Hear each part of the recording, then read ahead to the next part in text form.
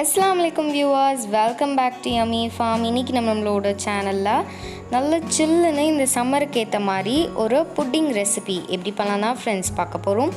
இந்த ரெசிபி ரொம்ப பர்ஃபெக்டான ஒரு டெசர்ட் புட்டிங் ரெசிபி தான். இதை நான் முட்டை, பால், சர்க்கரை இந்த 3 இன்க்ரீடியன்ட் வச்சு தான் பண்ணியிருக்கேன். ஸோ இது ரொம்ப சிம்பிளாக சட்டுனே பண்ணி முடிச்சிடலாம். ஸோ இந்த ரெசிபி எப்படி பண்ணலான்னு வீடியோக்குள்ளே போய் பார்க்குறதுக்கு முன்னாடி நீங்கள் இன்னும் நம்ம சேனலை சப்ஸ்கிரைப் பண்ணாமல் இருக்கீங்க அப்படின்னா இந்த வீடியோ கீழே இருக்க ரெட் கலர் சப்ஸ்கிரைப் பட்டனை கிளிக் பண்ணி சப்ஸ்கிரைப் பண்ணிவிட்டு பக்கத்தில் இருக்க பெல் பட்டனையும் அமுத்திக்கோங்க. அப்போ தான் நான் அப்லோட் பண்ணுற இதே மாதிரி இன்ட்ரெஸ்டிங்கான ரெசிபீஸ் உடனுக்குன்னு எங்கள் மொபைலுக்கு சேரும். இப்போ வாங்க ஃப்ரெண்ட்ஸ், இந்த டெசர்ட் ரெசிபி எப்படி பண்ணலான்னு வீடியோக்குள்ளே போய் பார்த்துடலாம். இப்போ இந்த ரெசிபி பண்ணுறதுக்கு முதல்ல ஒரு கடாயில் நான் சர்க்கரை, அந்த கேரமல் சிரப் ரெடி பண்ணிக்க போகிறேன். ஸோ சர்க்கரையை கேரமலைஸ் பண்ணுறதுக்கு நான் 1/4 கப் அளவுக்கு சர்க்கரை எடுத்திருக்கேன். இதை நம்ம கேரமலைஸ் பண்ணி எடுத்துக்க போகிறோம். இதை நம்ம மீடியம் ஃப்ளேம்லேயே வச்சு கேரமலைஸ் பண்ணிக்கோங்க, ரொம்ப ஹை ஃப்ளேம்லேயும் வேணாம். இந்த மாதிரி லைட்டாக சர்க்கரை கேரமலைஸ் ஆக வந்த உடனே நம்ம ஸ்டவ்வை லோ ஃப்ளேமில் வச்சுட்டு நம்ம இதை கலரிட்டு இருந்தோம் அப்படின்னா தேன் கலருக்கு சர்க்கரை மாறி வரும்.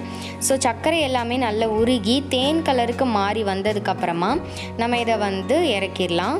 இப்போது இந்த மாதிரி நல்லா கலந்துகிட்டே இருங்க, சர்க்கரை கம்ப்ளீட்டாக உருகணும்.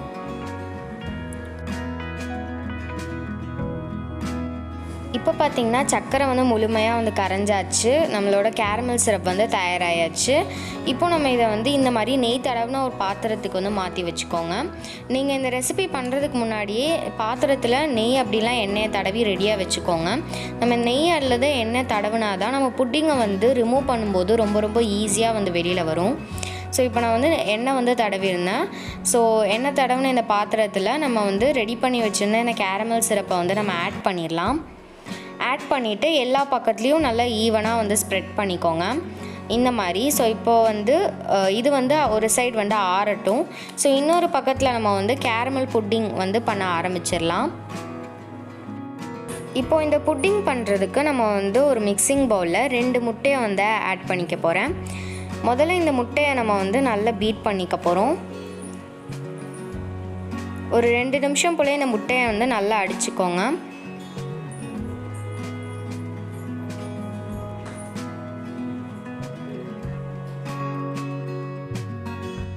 இப்போ பார்த்திங்கன்னா முட்டையை நம்ம நல்லா பீட் பண்ணி எடுத்தாச்சு.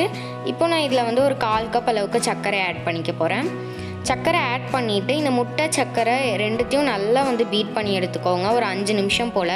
இந்த சர்க்கரை இந்த முட்டையில் நல்லா கரைஞ்சிடணும். சர்க்கரை நல்லா கரையிற அளவுக்கு நல்ல ஒரு விஸ்க் அப்படி இல்லைனா ஒரு ஸ்பூன் வச்சு நல்லா பீட் பண்ணிக்கோங்க.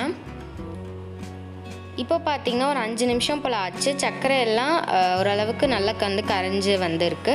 இப்போ நான் இதில் பால் ஆட் பண்ணிக்க போகிறேன்.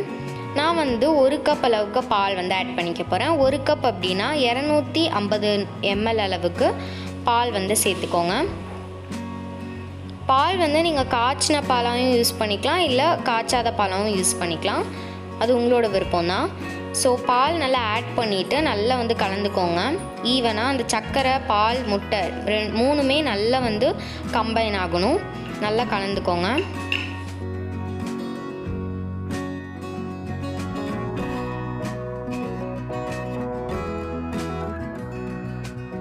ஸோ இப்போ பார்த்திங்கன்னா எல்லா இன்க்ரீடியன்ஸையும் நம்ம நல்லா கலந்தாச்சு. இப்போ நம்ம புட்டிங் மிக்சர் தயாராகிடுச்சு.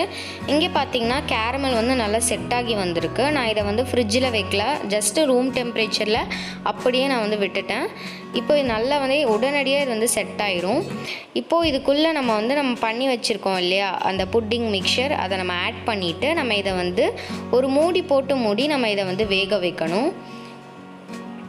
நம்ம கேரமல் சிரப் பண்ணும்போது நம்ம ரொம்ப முக்கியமாக பார்த்துக்க வேண்டியது நம்ம சர்க்கரை தேன் கலராக வரணும், கருக விட்டுறக்கூடாது. தேன் கலர் வந்த உடனே நம்ம ஸ்டவ் ஆஃப் பண்ணி இறக்கிடணும்.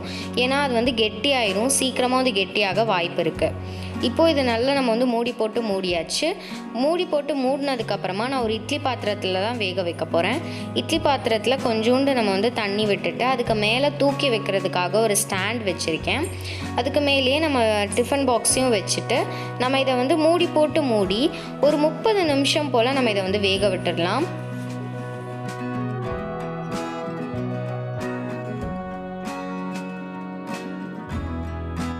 இப்போ பார்த்திங்கன்னா 30 நிமிஷம் ஆயாச்சு. 30 நிமிஷம் ஆனதுக்கப்புறமா நம்ம ஸ்டவ்வை அப்படியே ஆஃப் பண்ணிவிட்டு நம்ம நல்லா ஆறுனதுக்கப்புறமா டிஃபன் பாக்ஸ் அப்படி இல்லைன்னா நம்ம வச்சுருக்க டப்பாவோட மூடியை நம்ம வந்து திறந்துட்டு நம்ம வந்து ஒரு டூத்பிக் வச்சு செக் பண்ணி பார்த்தோன்னா எதுவுமே ஒட்டாமல் இந்த மாதிரி வரணும். ஸோ அப்போ தான் நம்மளோட புட்டிங் வந்து ரெடி ஆயிடுச்சு அப்படின்னு அர்த்தம். நம்ம இதை வந்து மீடியம் ஃப்ளேமில் வச்சு வந்து குக் பண்ணி எடுத்துக்கோங்க. இப்போ நம்ம இதை வந்து கவுத்து சர்வ் பண்ணுறதுக்கு முன்னாடி நம்ம இதை வந்து ஒரு 2 மணி நேரம் போல் ஃப்ரிட்ஜில் வச்சு நல்லா சில்லுன்னு எடுத்துக்கோங்க. அப்போ தான் வந்து நம்ம சாப்பிடும்போது ரொம்பவே நல்லாயிருக்கும். இப்போ நான் இதை வந்து ஃப்ரிட்ஜில் வந்து வச்சு நல்லா சில்லுன்னு வந்து எடுத்துக்கிட்டேன். இப்போ நம்ம இதை வந்து ரிமூவ் பண்ணிடலாம். இந்த மாதிரி ஒரு பிளேட் வந்து மேலே இந்த மாதிரி வச்சுட்டு நம்ம அப்படியே வந்து இந்த மாதிரி கவுத்தணும் அப்படின்னா நம்மளுக்கு ஈஸியாக அது வந்து ரெடி ஆயிரும். ஜஸ்ட் ஒரு டேப் பண்ணி இந்த மாதிரி கவுத்தோம் அப்படின்னா புட்டிங் வந்து ரொம்பவே ஈஸியாக வந்து வெளியில் வந்துடும். பாருங்கள், நல்ல ஒரு ஜெல்லி புட்டிங் மாதிரி இருக்குது. ஆனால் இது ரொம்ப ரொம்ப டேஸ்ட்டாக இருக்கும் இந்த கேரமல் புட்டிங். நல்ல பால், அந்த முட்டை, அந்த கேரமலோட டேஸ்ட் வந்து ரொம்ப ரொம்ப நல்லாயிருக்கும். நல்லா க்ரீமியாக இருக்கும். இந்த சம்மருக்கு வந்து நீங்கள் ஃப்ரிட்ஜில் வச்சு சாப்பிட்டீங்க அப்படின்னா நல்லா சில்லுன்னு இருக்கும். ஸோ அவ்வளோதான் ஃப்ரெண்ட்ஸ், ரொம்ப ரொம்ப சிம்பிளாக வீட்டில் பண்ணக்கூடிய ஒரு கேரமல் புட்டிங் ரெசிபி தான் நான் உங்கள் கூட வந்து ஷேர் பண்ணியிருக்கேன். ஸோ இதில் நான் வந்து சில டிப்ஸ் எல்லாம் உங்கள் கூட ஷேர் பண்ணேன். லைக் கேரமல் வந்து நம்ம வந்து பண்ணி எடுத்த உடனே நம்ம ஸ்ட்ரெயிட்டாக வந்து ஒரு நெய் தடவின பாத்திரத்துக்கு வந்து மாற்றிக்கணும் அப்படின்னு சொல்லி இந்த மாதிரி நிறைய டிப்ஸ் இந்த வீடியோவில் நான் உங்களுக்காக வந்து ஷேர் பண்ணியிருந்தேன். ஸோ கண்டிப்பாக இந்த ரெசிபியை உங்கள் வீட்லேயும் ட்ரை பண்ணி பாருங்கள். எப்படி இருக்குன்னு சொல்லி கமெண்ட் பாக்ஸில் கமெண்ட் பண்ண மறந்துடாதீங்க. அண்ட் இதே மாதிரி இன்ட்ரெஸ்டிங்கான ரெசிபிஸ் உங்களுக்கு உடனுக்குடனே தேவைப்படுது அப்படின்னா நம்ம சேனல் யம்மி ஃபார்மர்ஸ் சப்ஸ்கிரைப் பண்ணிவிட்டு பக்கத்தில் இருக்க பெல் பட்டனையும் அமுத்திக்கோங்க. அப்போ தான் நான் அப்லோட் பண்ணுற இதே மாதிரி இன்ட்ரெஸ்டிங்கான ரெசிபிஸ் உங்களுக்கு உடனுக்குடனே உங்கள் மொபைலுக்கு வந்து சேரும். எல்லா புகழும் இறைவனுக்கே.